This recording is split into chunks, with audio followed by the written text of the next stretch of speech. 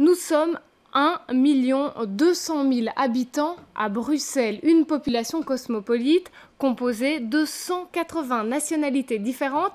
Michel Gaillard, vous avez analysé ces nouvelles statistiques pour nous et il y a du changement dans l'air.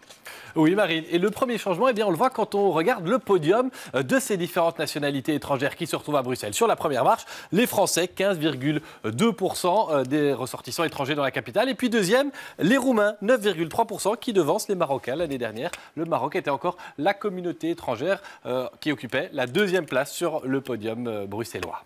Alors, on va regarder d'autres chiffres concernant ces nationalités. Puisqu'il y a à Bruxelles, sur une population, vous l'avez dit, d'1 200 000 habitants, quelques 414 000 personnes de nationalités différentes, dont 66% viennent de pays membres de l'Union européenne. 179 pays différents sont en fait représentés au sein de notre région. Et puis alors, une troisième statistique intéressante, quand on regarde le détail de ceux qui viennent hors de l'Union européenne, eh bien là, on retrouve sur la première marche, eh bien, la communauté marocaine, on l'avait dit, 9%, et puis 2,1% pour le Congo, un pays qui est lié à l'histoire de la Belgique, et puis la Turquie, 2,1% également. On précise bien qu'il s'agit ici des pourcentages au sein de la communauté étrangère à l'intérieur de la région bruxelloise, et non pas, il ne s'agit pas de 9% ou 2,1% du 1 200 000 personnes habitant dans la capitale.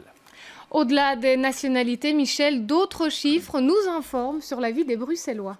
Oui, ils peuvent paraître anecdotiques, mais en fait, ils nous indiquent des choses sur votre quotidien, celui de tous les Bruxellois. Un exemple, 45% des ménages bruxellois n'ont pas de voiture, alors que la moyenne nationale des ménages qui n'ont pas de véhicule est de 12%. Cela indique donc qu'à Bruxelles, eh bien, on opte plus facilement que dans d'autres régions pour se passer d'un véhicule moteur. Mais il est évidemment plus facile de se passer d'une voiture quand on habite en ville où il y a des transports en commun. Autre statistique intéressante, elle concerne l'épargne des ménages. Il s'agit en gros, pour les statisticiens, de l'argent que les ménages ne dépensent pas immédiatement dans le mois.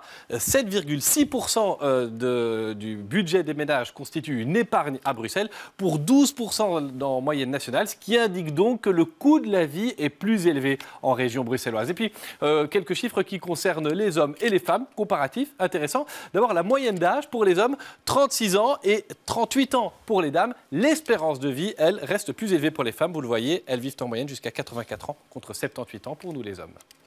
Merci à vous Michel pour ce compte-rendu détaillé et je rajoute que ces chiffres et bien d'autres sont à découvrir sur notre site bx1.be.